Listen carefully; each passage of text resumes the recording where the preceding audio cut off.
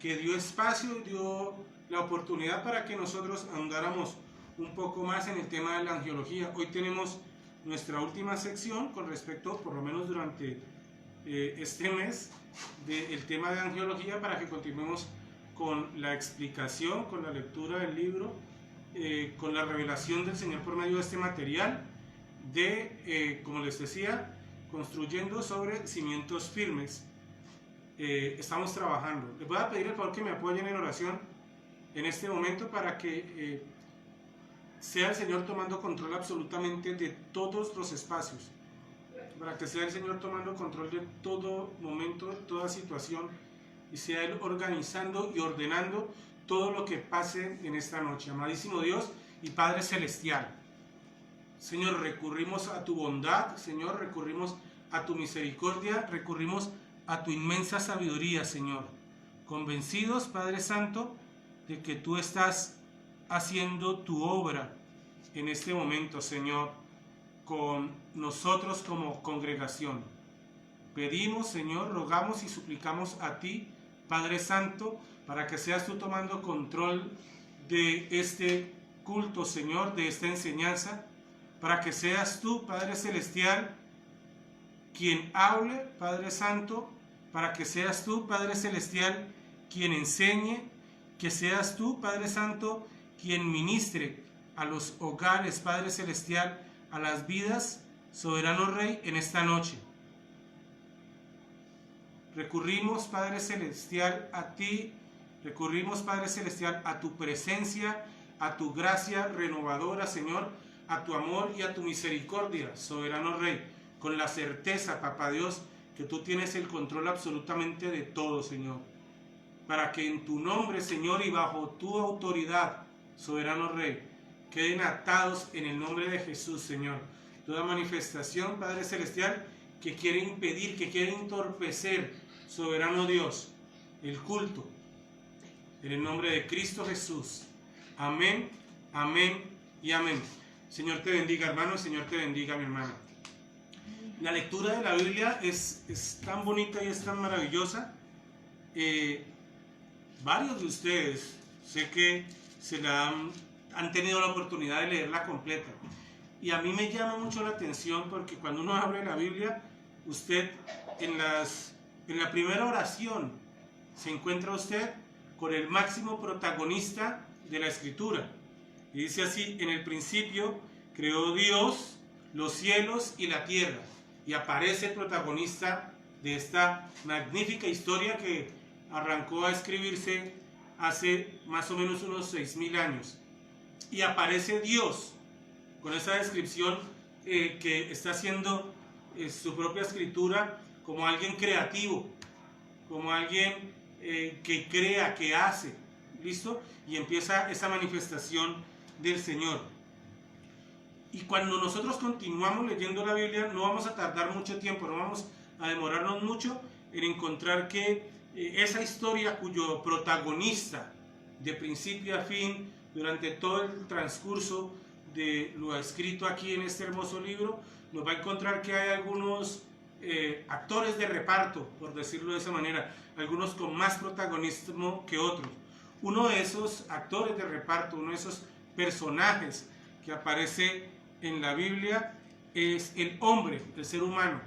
Y dentro de lo que nos muestra, nos está mostrando primero el Señor, cómo Él organiza todo en la tierra, cómo Él primero crea la luz, la separa, y luego crea el día y lo separa las días de las tinieblas, luego hace que las aguas se separen, luego separa lo seco, después brota la hierba, después de la hierba nacen algunos animales, y solo hasta el final de esa semana, entre comillas, viene la creación de un ser que, aunque tiene un rol protagónico, no deja de ser un artista, un actor de reparto en medio del actor protagonista, que es Dios. Eso visto desde un punto de vista teatral, esa descripción que acabo de hacer. Pero en el capítulo 3 vemos la aparición de este ser espiritual, ¿listo?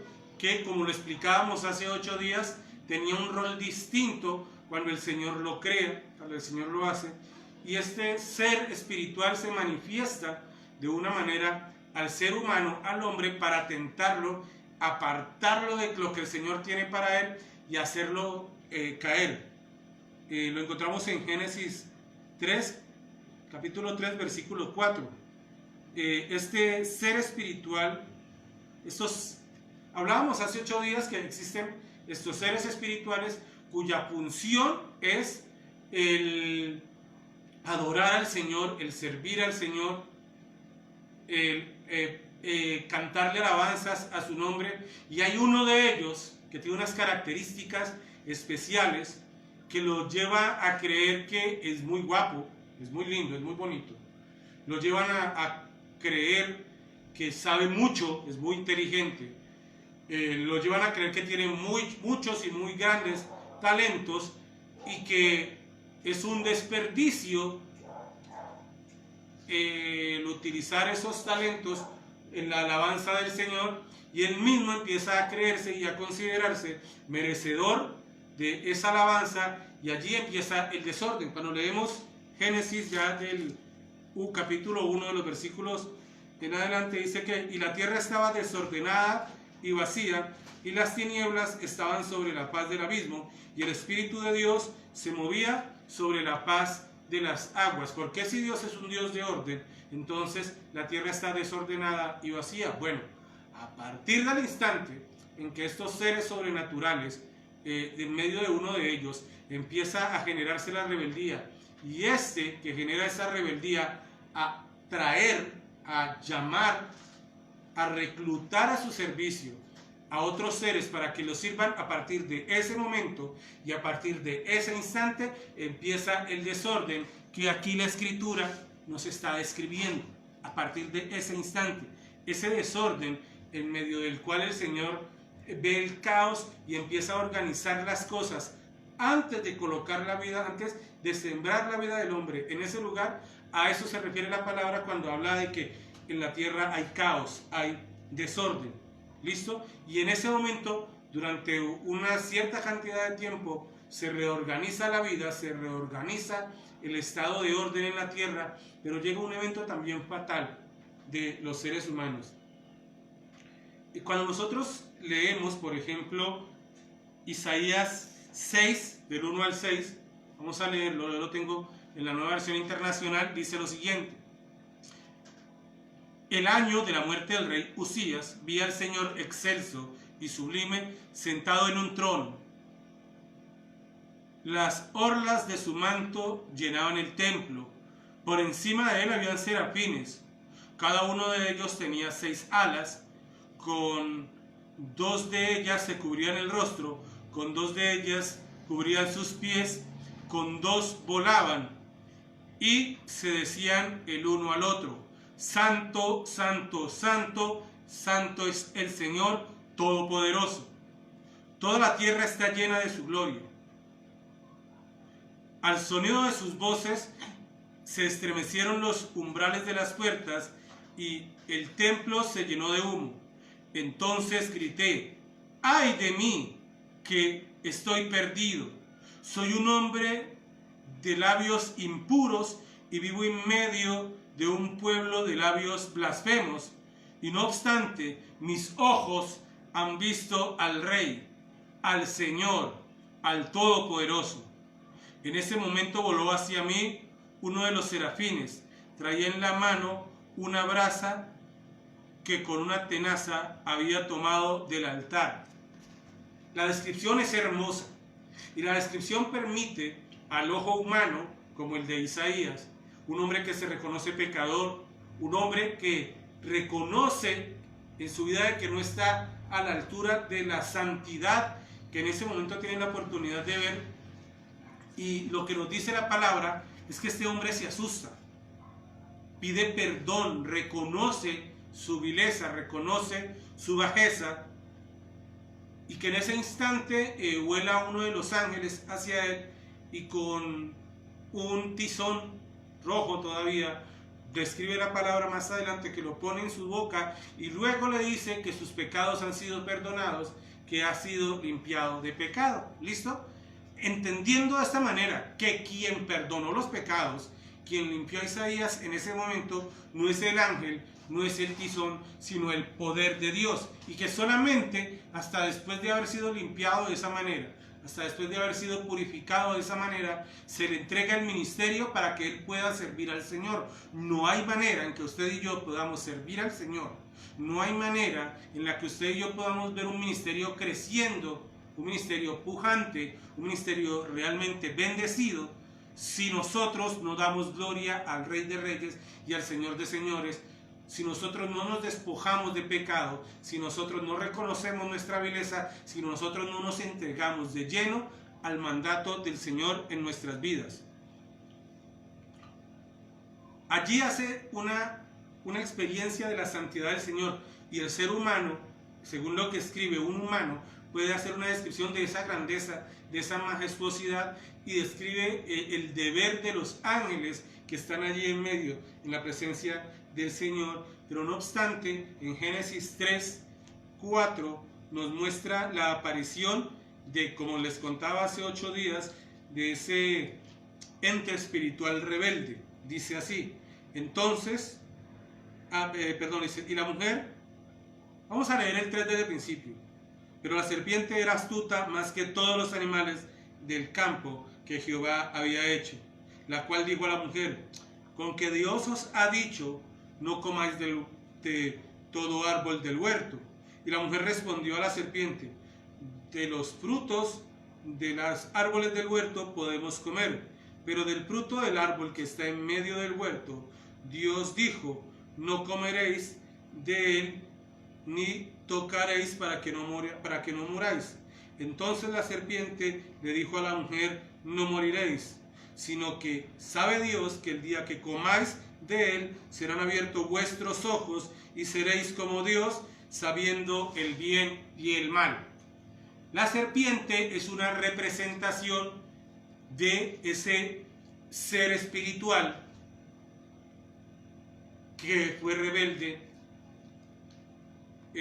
delante del Señor, que quiso tener la alabanza. Y observen que la forma en la que él tienta a la mujer es con el mismo elemento con el cual él pretende exaltarse a sí mismo. Él dice: si ustedes comen del fruto, ustedes van a ser iguales a Dios. Y siembran el deseo en el hombre, en el ser humano, de alcanzar ese estatus, de llegar a ser igual a Dios, estatus que realmente él quería para él mismo. En nombre de Jesús, te reprende el Señor. ¿Listo? En el Salmo 8 podemos leer y podemos apreciar una característica de qué es lo que despierta esos celos de este ser espiritual para que él quiera venir a vender la misma idea con la que ya logró separar a algunos ángeles en el cielo, que los ha logrado arrastrar a su forma de ver y a su forma de aplicar. Y dice así: oh Jehová, Señor nuestro, cuán glorioso es tu nombre en toda la tierra. De la boca de los niños y de los que maman fundaste las fortalezas, a causa de tus enemigos, para hacer callar al enemigo y al vengativo. Cuando veo tus cielos, obra de tus dedos, la luna y las estrellas que tú formaste, digo: ¿qué es el hombre para que tengas memoria de él, y el hijo del hombre para que lo visites? Le has hecho poco menor que a los ángeles, y lo coronaste de gloria y honra. Le hiciste señorear sobre las obras de tus manos, todo lo pusiste debajo de sus pies, ovejas y bueyes, todo ello, asimismo las bestias del campo, las aves de los cielos, los peces del mar, todo cuanto pasa por los senderos del mar. Oh Jehová, Señor nuestro, cuán grande es tu nombre en toda la tierra. Y aquí el salmista nos está demostrando, nos está hablando cómo el Señor entregó en las manos del hombre todo lo que él había creado. El Señor quería compartir con el hombre el gobierno de su creación. Allí y en ese momento nos da a entender que el enemigo, que el contrincante, que el difamador, que el mentiroso empieza a hacer cualquier cantidad de artimañas para que ese logro que él quería, el poder gobernar a la par con Dios, cómo se lo va a entregar a unos seres que son inferiores a los ángeles, que podrá estar diciendo él, cómo le va a entregar el poder y autoridad a unos seres que son inferiores a mí, porque yo soy un ángel, porque soy creado superior a los hombres. Y a partir de ese instante y a partir de ese momento empieza el enemigo a entablar una guerra personal con el ser humano para quitarle todo aquello que el Señor le había entregado en los momentos que Dios le entrega y comparte la administración del Edén con el hombre. En el versículo 24 del mismo capítulo de Génesis vamos a observar vamos a mirar el resultado cuando la mujer obedece a la serpiente y la palabra dice que le entrega, ella muerde y entrega a Adán y Adán toma la manzana y aún sabiendo, porque él fue quien recibió directamente el mandato del Señor de lo que debía hacer, él toma la manzana y la muerde. Es ahí y a partir de ese instante, es ahí y a partir de ese momento que el hombre se ve separado delante de Dios, y es allí, en ese momento, donde el hombre entrega el control de este ámbito terrenal a manos del contrincante, a manos del enemigo, a manos del difamador, a manos del mentiroso. Insisto, que el Señor te reprenda.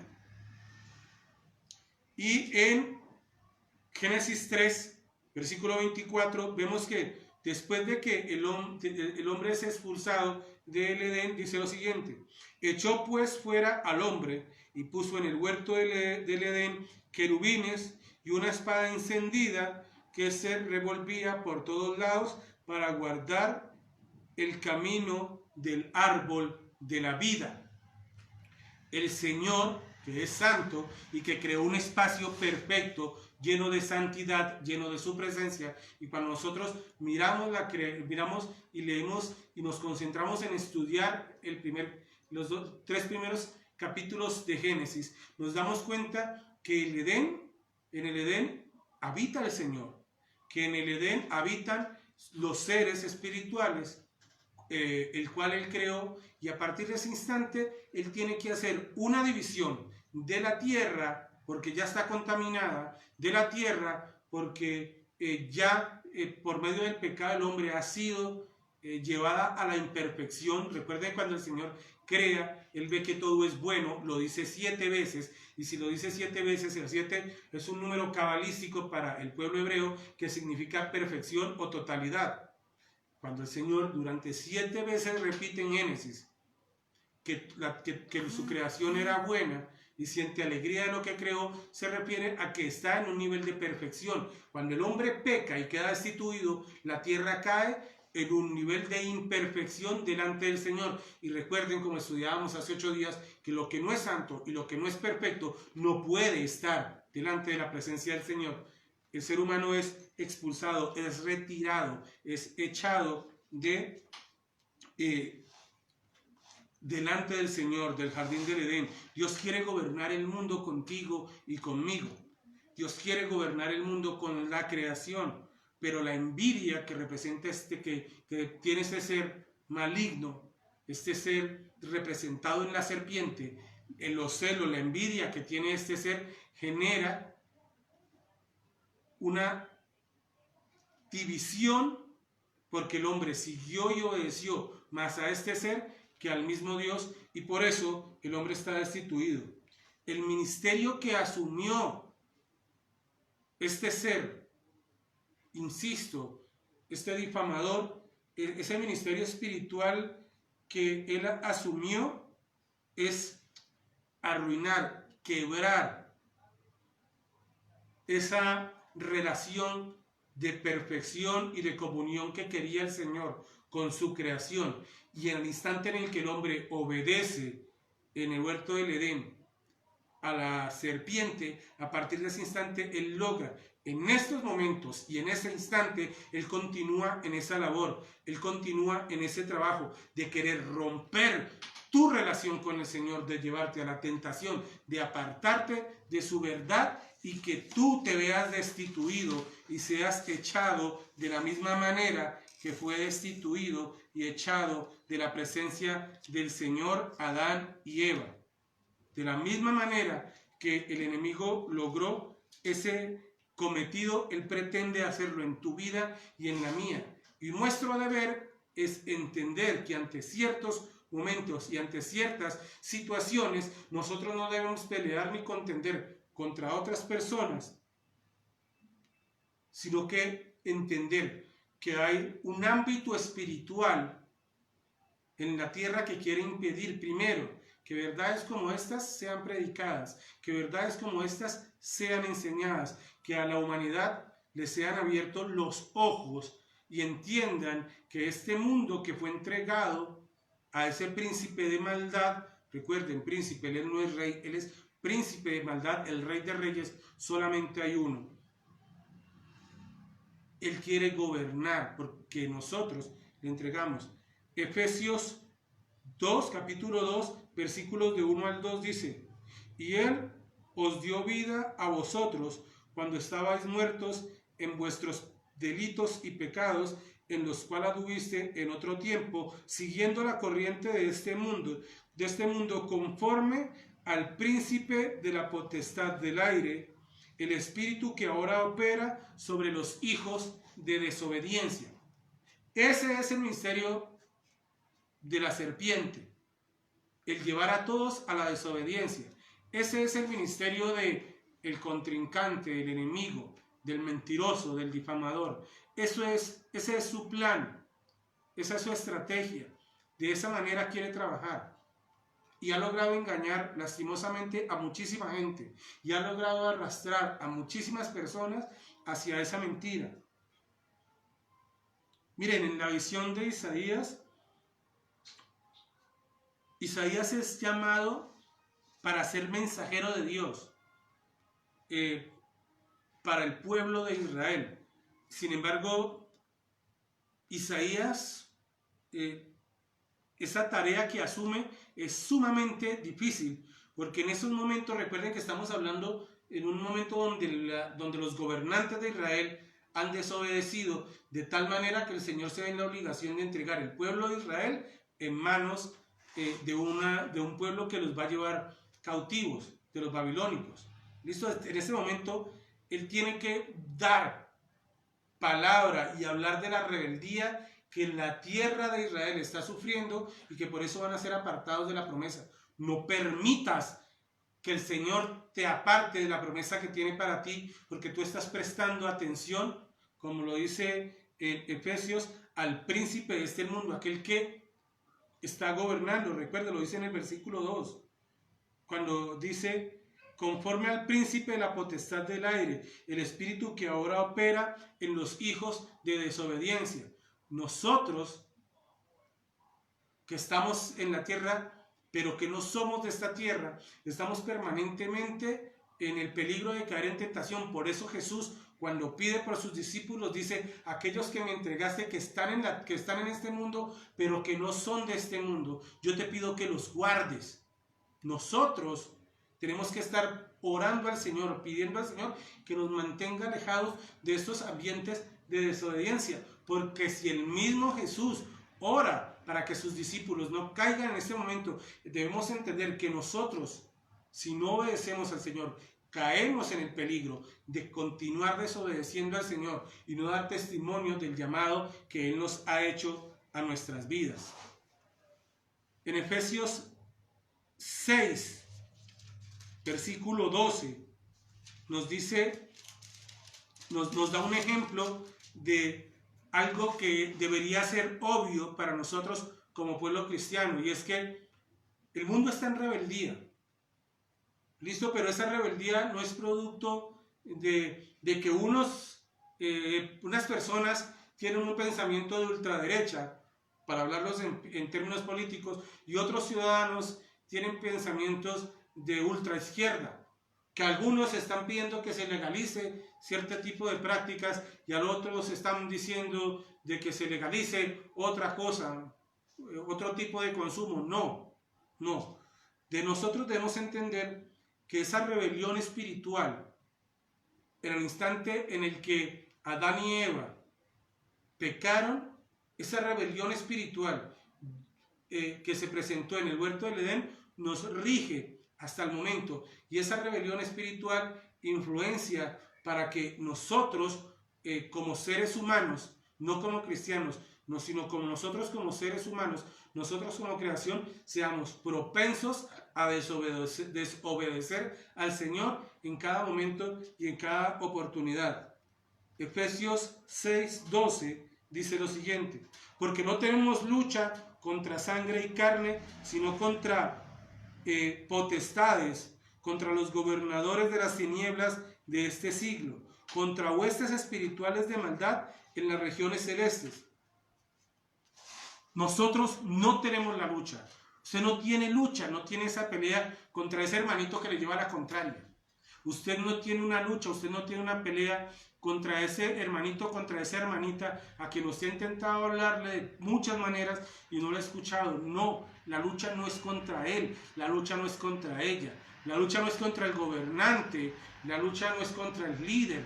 No, la lucha es contra alguien espiritual. Yo sé que ustedes a veces yo los canso con tanto ejemplo que doy, pero miren lo que ha venido pasando. Cada que intentamos hablar de este tema, se cae internet, no podemos alabar, se va la luz. Y solamente hasta después del momento en que hemos podido orar en ambos, hace 8 días y hoy, el culto ha podido transcurrir. Miren nada más la batalla espiritual tan fuerte.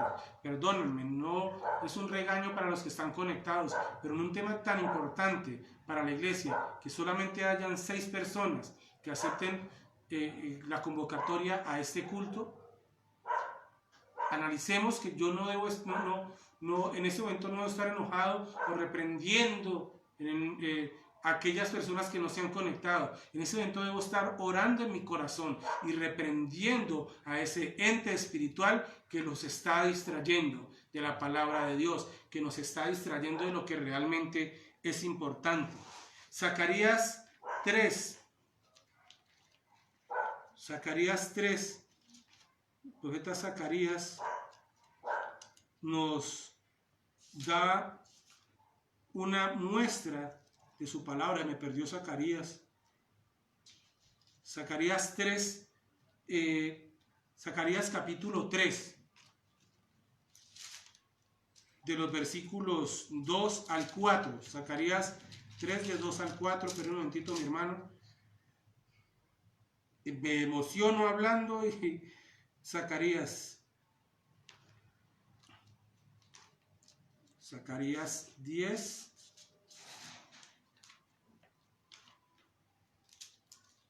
del 2 al 4 dice lo siguiente. Por aquí está Zacarías 3, del 2 al 4 dice lo siguiente: y dijo Jehová a Satanás, voy a leerlo desde el 1, dice: me mostró al sumo sacerdote Josué, el cual estaba delante del ángel de Jehová, y Satanás estaba a su mano derecha para acusarle. Y dijo Jehová a Satanás: Jehová te reprenda, oh Satanás. Jehová ha escogido a Jerusalén. Voy a leer. Reprendo en el nombre de Jesús. Y mostró al sumo sacerdote Josué, el cual estaba delante del ángel de Jehová, y Satanás estaba a su mano derecha para acusarle. Y dijo Jehová a Satanás: Jehová te reprenda, oh Satanás. Jehová, que ha escogido a Jerusalén, te reprenda. ¿No es este un tizón arrebatado del incienso? Y Josué estaba vestido de vestiduras viles y estaba delante del ángel. Y habló el ángel y mandó a los que estaban delante de él diciendo: quitadle esas vestiduras viles. Y a él le dijo: mira que te he quitado de ti tu pecado, y te he hecho vestir de ropas de gala. El enemigo está allí todo el tiempo para acusarte. El enemigo está allí todo el tiempo para hacerte quedar mal, para decir, para hablar mal de ti, para hacer ver y notar tal vez esos pensamientos pecaminosos, esos actos que llevas al escondido, esa doble vida. El Señor está allí para señalar esas cosas del pasado, pero así como Satanás está allí para señalar, el Señor está allí presente para reprenderlo en su nombre, en el nombre de Jehová. Es en el nombre de Jehová que se reprende. Es en el nombre de Jehová que tenemos autoridad. Nosotros estamos bajo autoridad del Señor y debemos entender que sí, Él nos dio autoridad, pero que es el Señor quien nos reprende. Es en el nombre del Señor que Él se va. Es en el nombre del Señor que Él huye. Como lo decía Santiago ahorita en la apertura. Resistid al demonio y Él huirá de vosotros. Zacarías, miren, en esa lectura Josué, el sumo sacerdote, está siendo duramente acusado por Satanás, por la forma en la que está presente delante del Señor. Pero el Señor da una lección a Satanás, al enemigo, al embaucador, al mentiroso, reprendiéndolo en el nombre de Jesús, exponiéndolo delante de todo el mundo y demostrando de que él no tiene autoridad, que quien realmente tiene autoridad es Dios. Satanás no quiere someterse a la autoridad de Dios. Él quiere ser Dios. Mire, por eso él está alimentando esa enemistad, esos celos, esa contienda, las tentaciones, el pecado entre los hombres. Satanás no está a favor de nada. Satanás no está a favor de nada. Al contrario, él está en contra de todo, porque él lo que quiere es dividir, quebrar y romper esa relación que el Señor quiere tener con nosotros como creación. Y nosotros, como humanidad, como especie, estamos llevándole el juego. Pero también hay un grupo a la cual pertenezco y a la cual espero que usted que está viendo esta transmisión pertenezca. Ese grupo de creyentes cristianos, aferrados a la palabra del Señor, dispuestos a obedecerle, que no vamos a permitir que Él siga al control de este mundo. Que vamos a salir a esas personas que están allá olvidadas, esas personas que están concentradas en otros actos que no adoran al Señor, a llamarlos para que participen de esta verdad a la cual nosotros hemos sido llamados. Lucas 19:10 tiene una palabra hermosísima que menciona el Señor, y es que,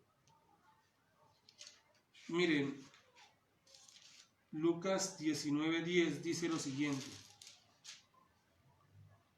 porque el Hijo del Hombre vino a buscar y a salvar lo que se había perdido. ¿Y qué se perdió? Mire, las sociedades completas tienen grupos que se consideran intocables, ya sea por la posición política que tienen, ya sea por la ética, entre comillas, que ellos creen manejar, por esa conducta moral o esa forma de vivir que consideran buena, pero que está alejado de la vida que el Señor tiene para nosotros. Nosotros como creyentes no podemos ceder a esa presión social. Nosotros como creyentes no podemos ceder a esa contaminación a la cual el mundo nos está llamando. Nosotros tenemos que evadir todo ese tipo de personas y todo ese tipo de influencias que nos quieren alejar de la verdad en Cristo Jesús. Y nosotros tenemos que, en lugar de ser llamados y atraídos por esa influencia, nosotros estamos llamados a influenciar en aquellas vidas, en aquellas personas que no han experimentado esa paz, esa salvación de la cual afortunadamente usted está inscrito. Nosotros estamos llamados a llevar ese evangelio de Dios y a llevar a esas personas y a llevar a esos seres a que reconozcan a Jesús como su Señor y Salvador, que no se dejen influenciar por el espíritu que gobierna este mundo y que mejor entreguen sus vidas al Rey de Reyes y al Señor de Señores. En el nombre de Jesús, le reprendemos en esta noche. Mi hermano, mi hermana, gracias por acompañarnos hasta este momento. Que el Señor te bendiga, que el Señor te guarde. Y recuerda, ora, pide, clama y permite que tu relación con el Señor, en esa relación con el Señor tú puedas resistir al demonio, porque la palabra lo que nos dice es que si logramos llegar a ese punto, Él va a huir de nosotros. Que el Señor te bendiga, que el Señor te guarde. Salude a la familia.